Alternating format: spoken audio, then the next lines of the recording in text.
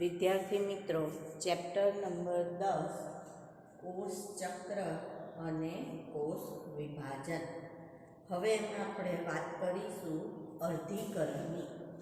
ગઈકાલે આપણે વાત કરી ગયા હતા સમભાજનની અથવા સમવિભાજનની ગયા એમાં. હવે આપણે વાત કરવાની છે અર્ધીકરણ.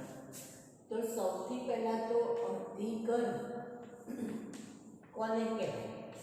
તો જ્યારે વિભાજન બાદ બાળકોષમાં રંગસૂત્રની સંખ્યા પિતૃકોષ કરતાં અડધી થઈ જાય તો એને આપણે અર્ધીકરણ તરીકે ઓળખીએ છીએ.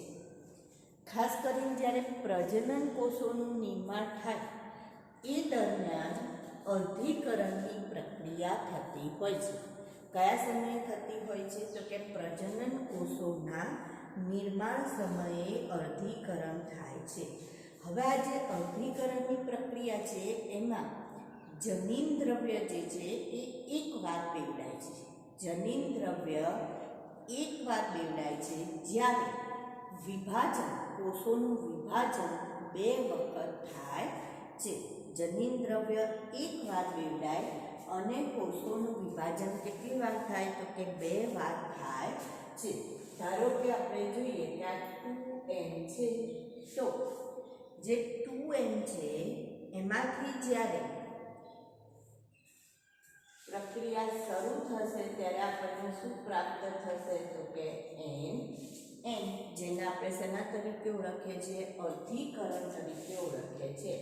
અને ફરી પાછું આમાંથી સમભાજન થશે, જેને આ રીતના ઓળખવામાં આવે. તો અહીંયા આપણે જોઈએ છે કે કોષોનું વિભાજન કેટલી વખત થાય છે? તો કે 2 વખત થાય છે. અને અંતે કેટલા કોષ પ્રાપ્ત થાય છે? 4 કોષ પ્રાપ્ત થાય છે. કેટલા કોષ મળશે? 4 કોષ પ્રાપ્ત થશે અર્ધીકરણના અંતે. હવે આમાં પણ જે પહેલું છે ને અર્ધસૂત્રણ કહેવાય અને બીજું વિભાજન છે ને આપણે સમભાજન તરીકે ઓળખીએ. તો અહીંયા આપણે પહેલાંને અર્ધીકરણ 1 કહીશું અને જ્યારે સમભાજન થાય છે એને અર્ધીકરણ 2 તરીકે ઓળખવામાં આવે. તો જે અર્ધીકરણ 1 છે એમાં પણ પૂર્વાવસ્થા 1, પૂર્વાવસ્થા 2 એવી ભાજનાવસ્થા 1, ભાજનોત્તરાવસ્થા 1 અને ભાજનાંતિમ અવસ્થા 1 એવા 4 તબક્કા અર્ધીકરણ 1 માં જોવા મળશે.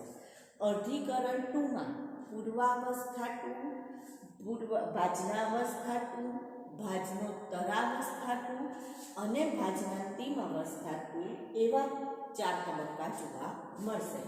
હવે જે અર્ધીકરણ 1 છે એની જે પૂર્વાવસ્થા 1 છે એ થોડી મોટી છે અને એને એ પણ એક સળંગ પ્રક્રિયા છે, પણ જટિલ પ્રક્રિયા છે. તો અભ્યાસની સરળતા ખાતર એને 5 પેટા તબક્કામાં વહેંચેલી છે.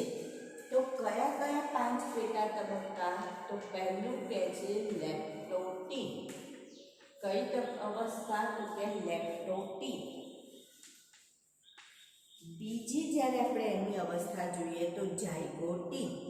બીજી કઈ છે?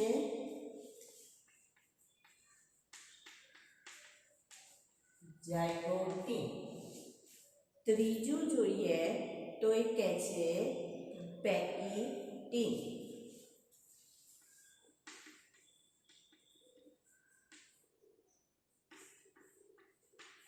ડિપ્લોટીન અને છેલ્લે ડાયકાઇનેસિસ. લેક્ટોટીન જો પૂર્વાવસ્થા 1 ને 5 પેટા તબક્કામાં વહેંચાય: લેક્ટોટીન, ઝાયગોટીન, પેકિટીન, ડિપ્લોટીન અને ડાયકાઇનેસિસ. હવે આપણે પહેલી વાત કરીએ લેક્ટોટીનની.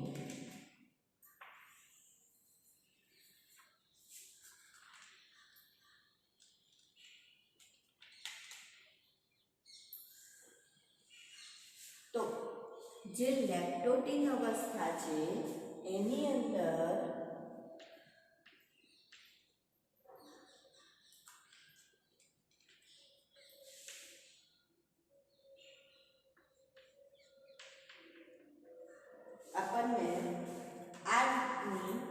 જોવા મળશે લેપ્ટોટીન અવસ્થા. તો અહીંયા તમે જોશો કે આ શું છે તો કે કોષ કેન્દ્ર છે. કોષ કેન્દ્રિકા, રંગસૂત્ર અને તારા કેન્દ્ર. હવે અહીંયા રંગસૂત્ર તમને સેન્ટ્રોમિયર વાળું જોવા મળે છે તો કે ના. તો એનો મતલબ રંગસૂત્ર કયા સ્વરૂપે જોવા મળશે તો કે રંગસૂત્ર જાળ સ્વરૂપે ગોઠવાયેલા હોય છે. શેના સ્વરૂપે ગોઠવાયેલા હોય? રંગસૂત્ર જાળ સ્વરૂપે. અને એનું સંકોચન થતાં પાતળા તંતુ જેવા દેખાય છે. એટલે પહેલું રંગસૂત્રનું શું થશે તો કે સંકોચન.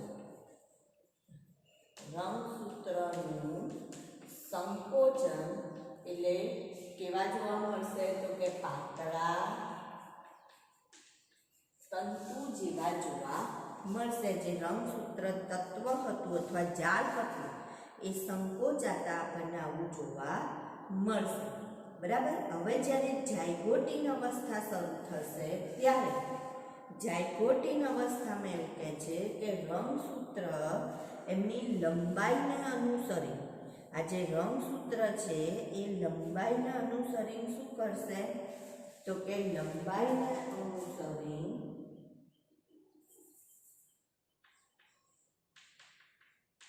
તારા કેન્દ્ર આ રીતના બેવડાવેલું હોય તારા કેન્દ્ર.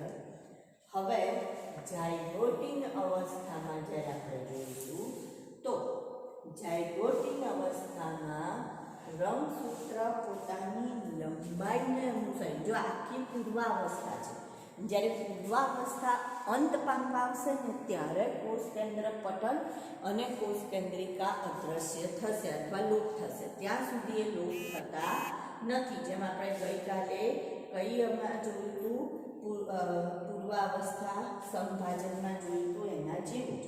તો હવે અહીંયા શું થશે તો અહીંયા એવું કહે છે કે ઝાયગોટીનમાં જે રંગસૂત્રો છે એ રંગસૂત્ર જે પેલા એકલ સૂત્ર તરીકે સેન્ટ્રોમિયરથી જોડાયેલા જોવા મળશે અને લંબાઈને અનુસરીને હવે શેમાં ગોઠવાશે તો કે જોડીમાં ગોઠવાય છે.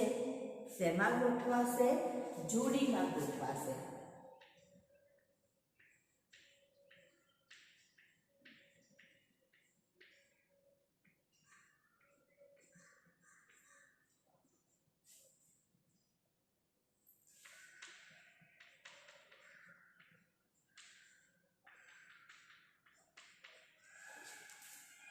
રંગસૂત્ર હવે શેમાં ગોઠવાશે તો કે જોડીમાં ગોઠવાય છે, જેને આપણે સમજાત રંગસૂત્ર કહીએ છીએ. તો પહેલું રંગસૂત્ર જોડીમાં ગોઠવાય, જેને શું કહેવાય? સમજાત. બરાબર, સમજાત રંગસૂત્ર. હવે જો જોડીમાંનો મતલબ શું? જોડીમાં કુલ કેટલા રંગસૂત્ર હોય તો કે એક જોડમાં 4 રંગસૂત્ર, 2 રંગસૂત્ર હોય. આ રીતના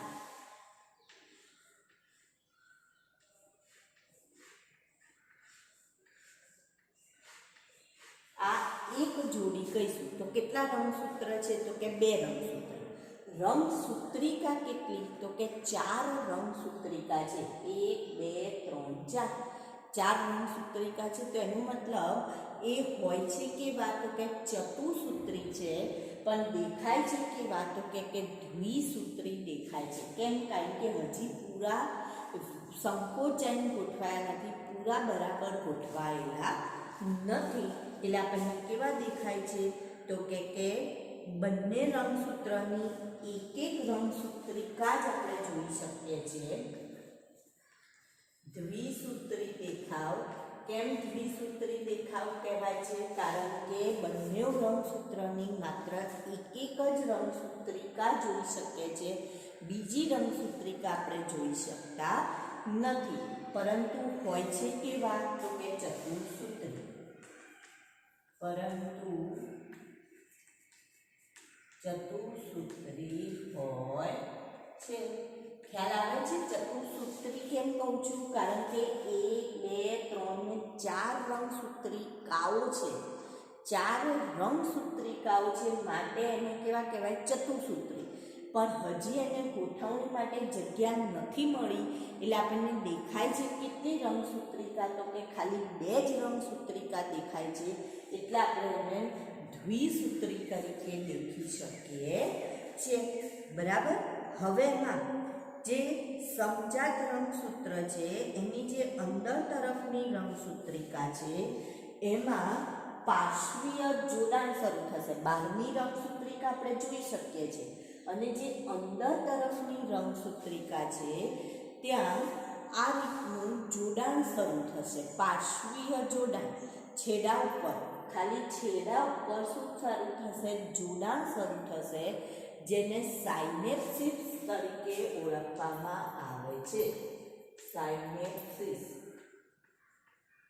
સાયનેપ્સિસનો મતલબ શું? તો કે સાયનેપ્સિસનો મતલબ થાય કે સમજાત રંગસૂત્રની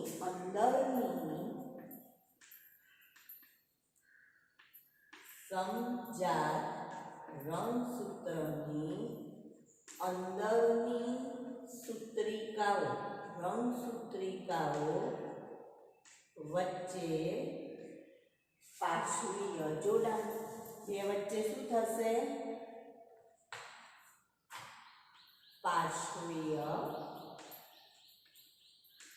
જોડાણ થાય, માટે એને શું કહેવામાં આવે છે? સાયનેપ્સિસ તરીકે ઓળખવામાં આવે. જે ઝીપરની જેમ આગળ વધે, જેમ આપણે ઝીપ બંધ કરીએ ને, ચેન બંધ કરીએ, એવી રીતના એ ક્રિયા શું થશે? આગળ વધશે. હવે આગળ આવશે પેકિટિંગ. તો હવે જે પેકિટિંગ છે, આ પેકિટિંગની વાત કરીએ તો એની અંદર શું થશે? તો કે એની અંદર જે રંગસૂત્રિકાઓ છે હવે એકબીજા સાથે વધુ જોડાણ કરશે, એટલે સ્વસ્તિક ચોકડીઓ બનાવવાનું શરૂ કરશે. શું કરશે? સ્વસ્તિક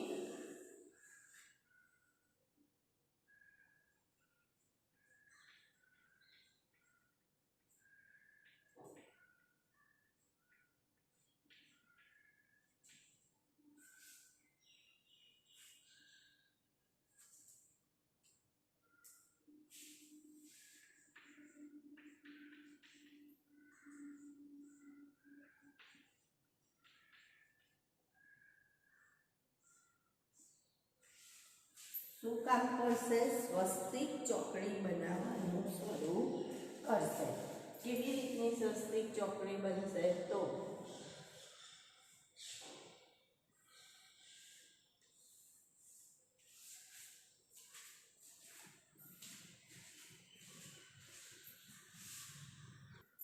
તો આપણને આજની 2 રંગસૂત્ર જે છે એ બંને રંગસૂત્રમાં આ રીતનું જોડાણ જોવા મળશે, જેને સ્વસ્તિક ચોકડી તરીકે આપણે ઓળખીએ છીએ.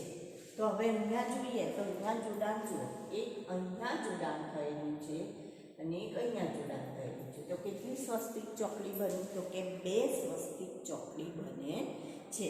તો લંબાઈને અનુસરીને રંગસૂત્ર જેટલું લાંબુ એટલી સ્વસ્તિક ચોકડીની સંખ્યા વધારે થાય છે, અને એ પ્રમાણે લંબાઈ એમની એ પ્રમાણે સ્વસ્તિક ચોકડી બનતી જાય. હવે શું થશે? તો કે અહીંયા વ્યતિકરણની પ્રક્રિયા થશે. વ્યતિકરણનો મતલબ શું?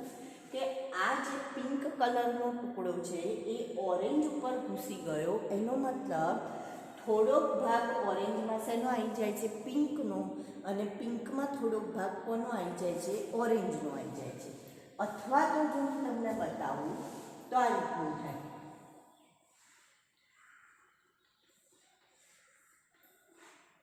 કે અહીંયા ધારો કે કેપિટલ એ, કેપિટલ બી અને અહીંયા સ્મોલ બી જમીન હોય, તો જ્યારે આવી સ્વસ્તિક ચોકડી બને એટલે આવું થશે.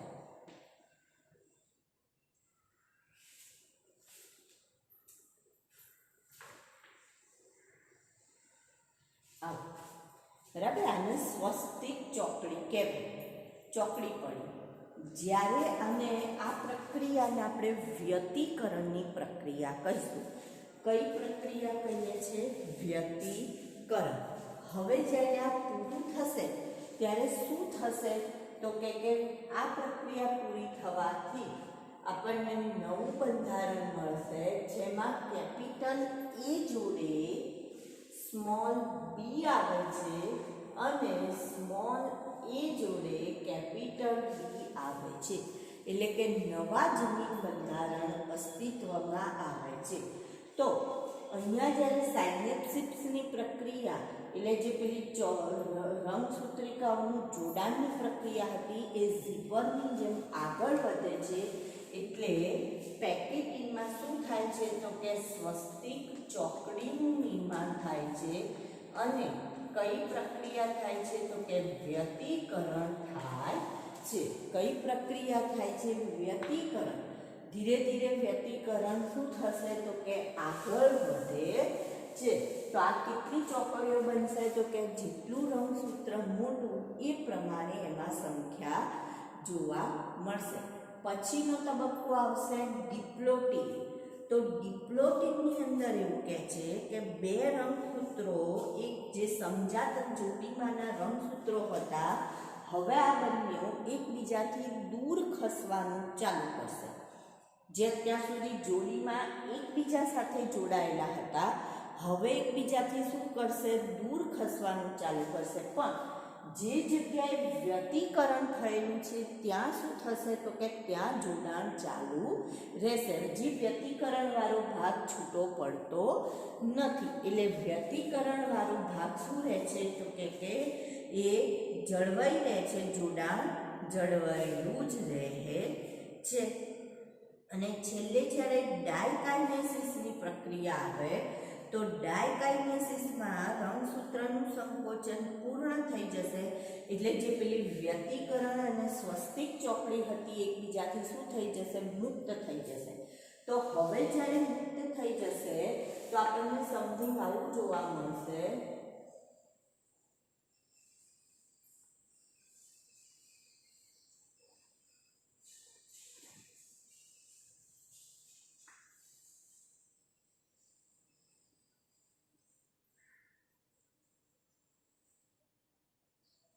તો કેટલોક ભાગ જે છે એ કોણ લઈ લેશે? તો કે પિંક ભાગ લઈ લેતો હોય છે.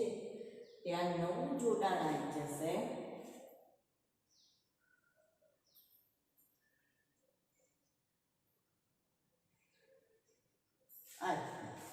બરાબર. અને બીજું જે રંગસૂત્ર છૂટું પડ્યું હતું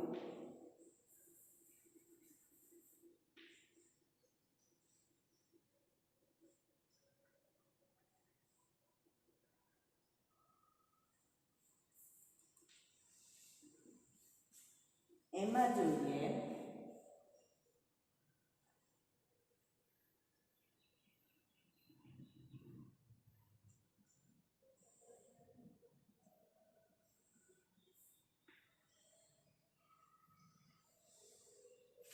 તો એમાં આપણને કેટલોક ભાગ, તો અહીંયા જો આ ભાગ જે છે અને આ ભાગ એ નવા સંયોજનવાળો અથવા પુનઃ સંયોજનવાળો ભાગ જોવા મળશે. અને હવે શું થશે? તો કે હવે જેટલું કોષ કેન્દ્રિકા અને કોષ કેન્દ્ર પટલ છે એ અદ્રશ્ય થશે અને પૂર્વાવસ્થા વન શું થાય છે? પૂર્ણ થાય છે. પછી કઈ અવસ્થા શરૂ થશે? તો કે ભાજના અવસ્થા વન. હવે જે પેલુંમાં હતું એ જ બધું અહીંયા આવશે. ભાજના અવસ્થા વનમાં શું થશે? તો કે આ જે નવા સંયોજનવાળા રંગસૂત્રો હતા એ ક્યાં જો ગોઠવાશે? તો વિષુવવૃત્ત પ્રદેશ ઉપર ગોઠવાય છે. દ્વિધ્રુવીય ત્રાકનું નિર્માણ થાય છે. પછી ભાજનોત્તર અવસ્થા, તો વિષુવવૃત્તીય ભાગ પર ગોઠવાયેલા જે રંગસૂત્રો છે એમનું શું થશે? અર્ધીકરણ થશે. એટલે કે રંગસૂત્રિકાઓ એકબીજાથી છૂટી પડી પોતપોતાના ધ્રુવો તરફ જશે.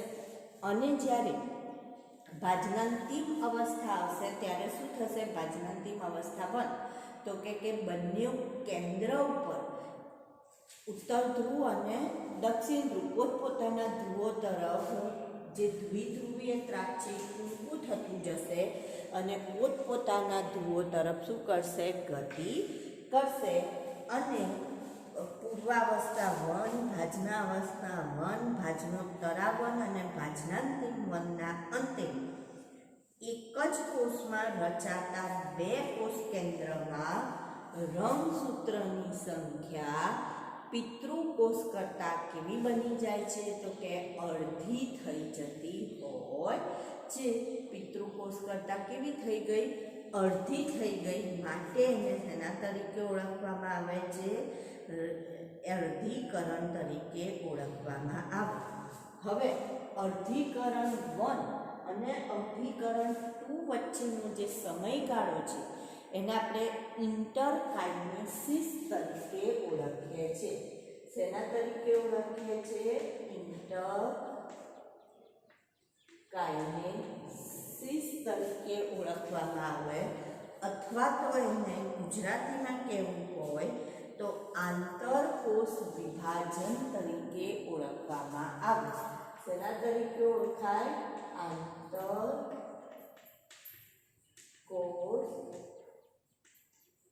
વિભાજન.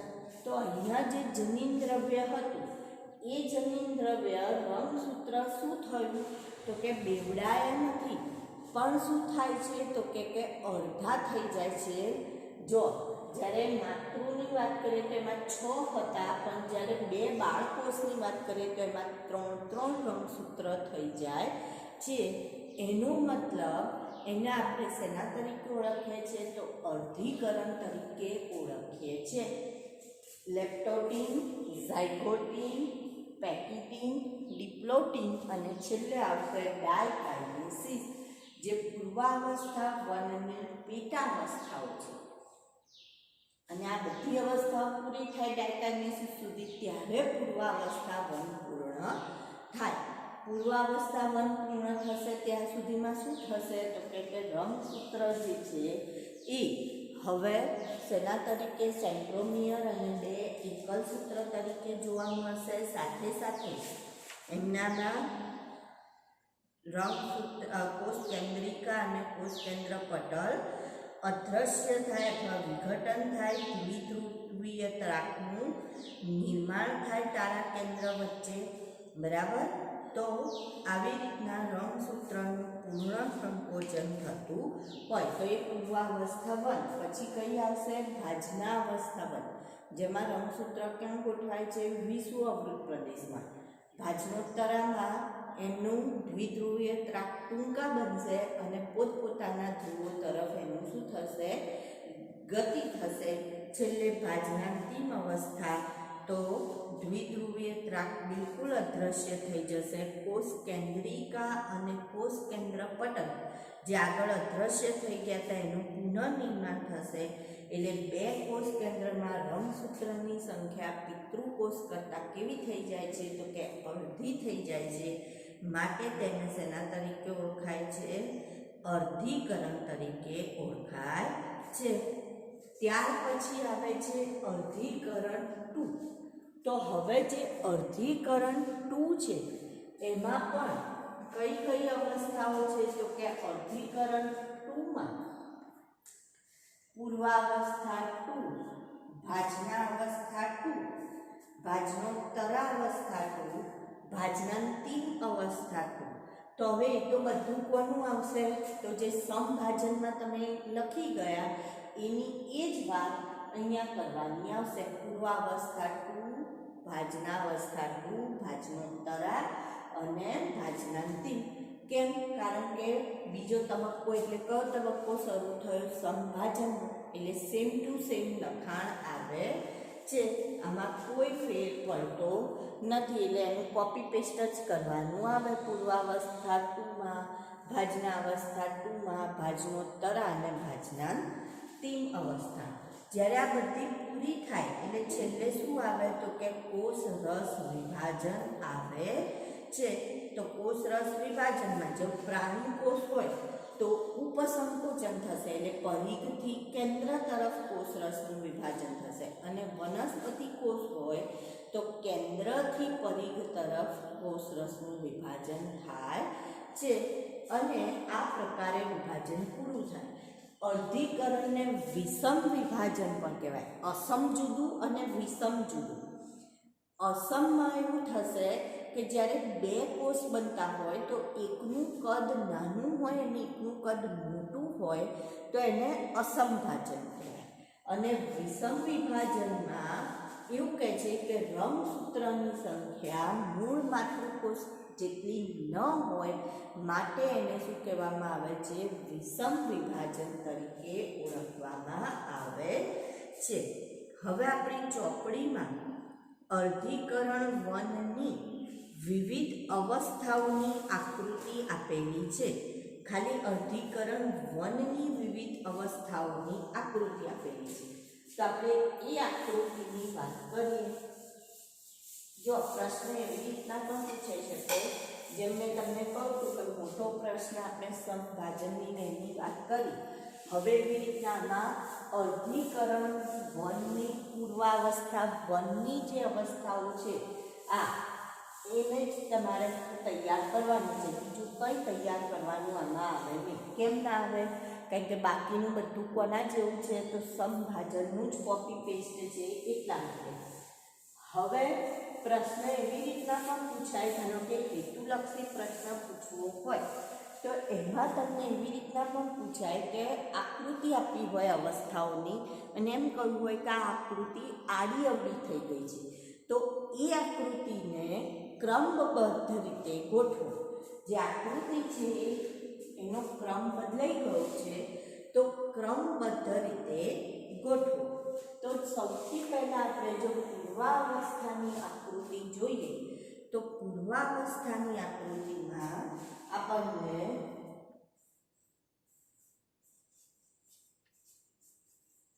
રંગસૂત્રો, પૂર્વાવસ્થા 1 જે છે એમાં રંગસૂત્રો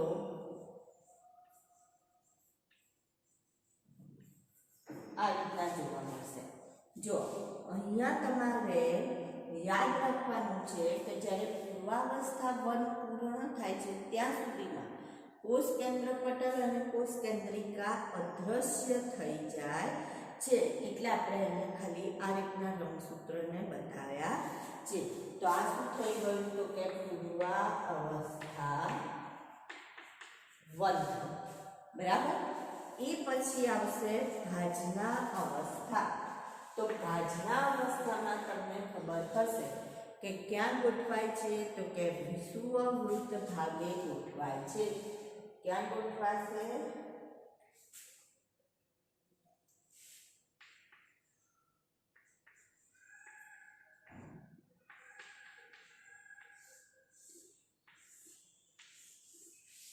વિષુવવૃત્ત ભાગે રંગસૂત્રની ગોઠવણી થશે.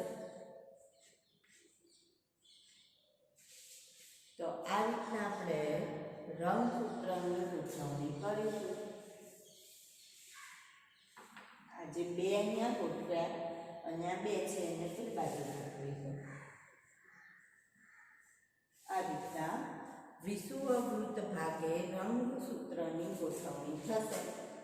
જોડીમાં હોય એટલે કેટલા રંગસૂત્ર હોય? તો રંગસૂત્ર 2 હોય, રંગસૂત્રિકા કેટલી હોય? 4 હોય છે. આ રીતના જોડીમાં ગોઠવાશે. આ કઈ અવસ્થા થઈ? તો કે ભાજના અવસ્થા 1. ભાજના અવસ્થા 1. હવે ભાજનોત્તર અવસ્થા. તો હવે ભાજનોત્તર અવસ્થામાં આપણે જોઈએ તો જે દ્વિધ્રુવીય ત્રાક છે કેવું બને છે? તો કે ટૂંકું બને છે. દ્વિધ્રુવીય ત્રાક કેવું બનશે?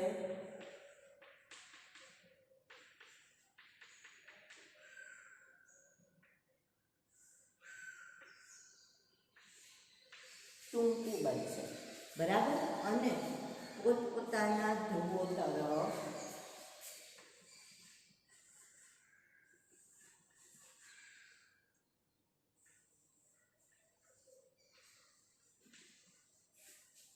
આ રીતના રંગસૂત્રની ગોઠવણી થશે. તો આ ભાજનોત્તરા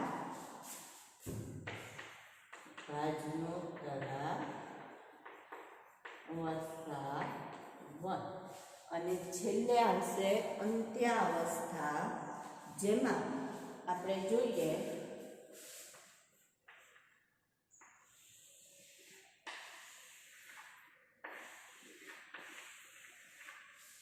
તો આપણને એકમાંથી કેટલા બાળકોષ જોવા મળશે? તો કે 2 બાળકોષ જોવા મળે છે.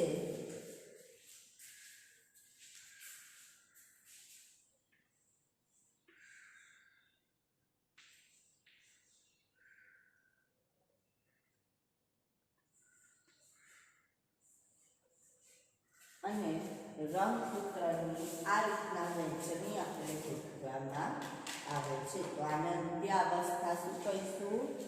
1.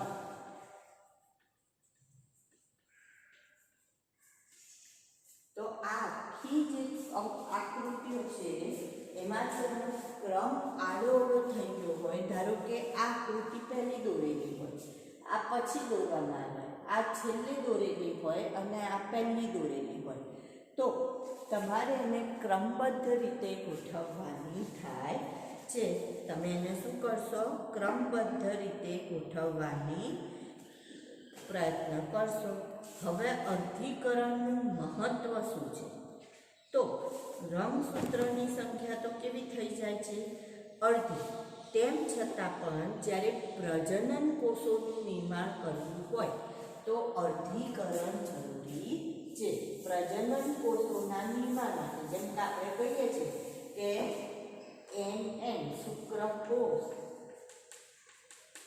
તે કેવો છે? તો કે એકકીય. અંડકોષ કેવો છે? તો કે એકકીય. તો આ જે શુક્રકોષ, અંડકોષ એના નિર્માણ માટે અર્ધીકરણ જરૂરી છે. એના નિર્માણ માટે, પ્રજનન કોષોના નિર્માણ માટે શેની જરૂર પડે છે? અર્ધીકરણ. હવે બંને જોડાશે એટલે શેની રચના થશે? તો દ્વિકીય ફલિતાંડ અથવા યુગ્મન રચના. અને એમાંથી ફરી પાછું વિભાજન થઈ શું બનશે?